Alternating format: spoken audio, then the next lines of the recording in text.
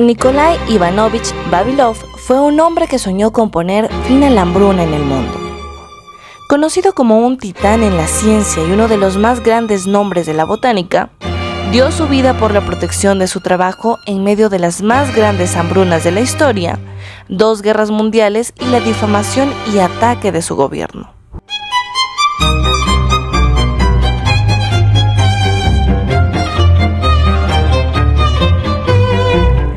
Basado en el trabajo de Gregor Mendel, Charles Darwin y su contemporáneo William Baddeston, con quien colaboró, Vavilov, un botánico ruso, quería aprender cómo usar los conocimientos de la herencia, la genética y la evolución para alimentar al mundo, compromiso que mantendría a lo largo de toda su vida.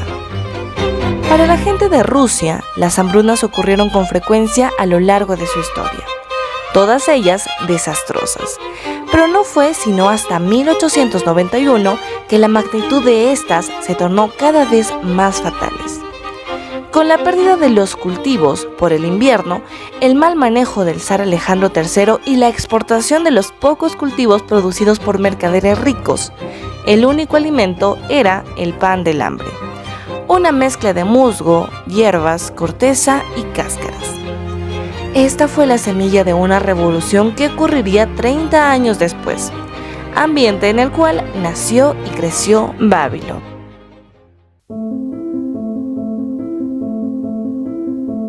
En medio de guerras civiles, estableció el primero de 400 institutos científicos donde los hijos de los campesinos y obreros se convirtieron en científicos.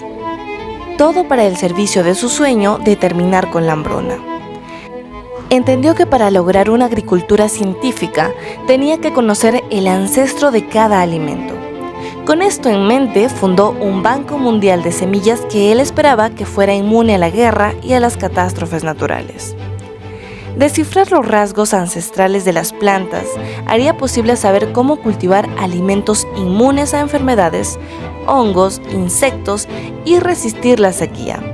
Viajó por los 5 continentes y se arriesgó donde ningún científico se atrevió a ir antes, sin mapas ni carreteras.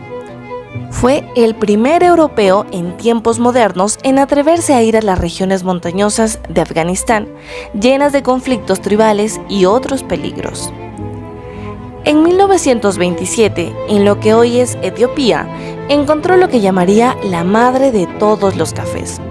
Y en su paso por Asia Central llegó a escribir: el jardín del Edén estaba en algún lugar cerca de aquí, porque aquí es donde crecieron las primeras manzanas. Viajó por el mundo identificando los primeros lugares en la tierra que daban semillas, recogiendo muestras de cada una para resguardarlas hasta llegar a tener 250.000 de variedades de semillas. En su regreso a Rusia, se encontró con un país sumido en la hambruna y con un gobierno altamente peligroso gobernado por Stalin, quien comenzó a hacer recortes en la estructura de la agricultura. Su objetivo era modernizar la agricultura soviética, pero el resultado fue catastrófico. Ordenó que los campesinos más prósperos, conocidos como kulaks, fueran liquidados como clase, causando la muerte de entre 5 y 10 millones de personas. Esta estrategia fue aprovechada por Lysenko, un ingeniero agrónomo rival de Vavilov, quien se acercaría a Stalin con falsas esperanzas de mejorar la agricultura, tomando como base teorías desacreditadas décadas atrás. Sostenía que la evolución se daba por la herencia de caracteres adquiridos. Por ejemplo, la idea de que una jirafa tiene el cuello largo por el esfuerzo de sus antepasados de llegar más alto, como proponía en su momento el naturalista Jean-Baptiste Lamarck. Vavilov, por el contrario, cimentado en Darwin y Mendel, sabía que en realidad la evolución se daba por selección natural. Es decir, que el cuello cada vez más largo de la jirafa se debió a mutaciones aleatorias en los genes que condujeron eventualmente a una jirafa más exitosa. Frente a estas dos propuestas, Stalin optaría por la primera, pues significaba una solución más sencilla. Lysenko proponía mejorar las semillas de trigo en agua helada para que pudieran crecer en el hielo y la nieve, un proceso que llamó vernalización. pensando que las plantas heredarían la resistencia al frío sin la necesidad de análisis genéticos complejos. La colectivización en Ucrania terminó siendo uno de los capítulos más oscuros en la historia humana, una hambruna llamada Holodomor. La presión a los campesinos para que abandonaran las granjas y fueran a las fábricas se había convertido en una política de genocidio. A pesar de ello, Vavilov y su equipo cruzaban especies de trigo de gran altura, lo cual habría resultado en la intensificación de la producción de alimentos, ganándose la admiración de la comunidad científica global por sus ideas y su coraje. Por lo que Lysenko empezó un proceso de desacreditación incesante hasta que finalmente fue encarcelado y acusado de espionaje.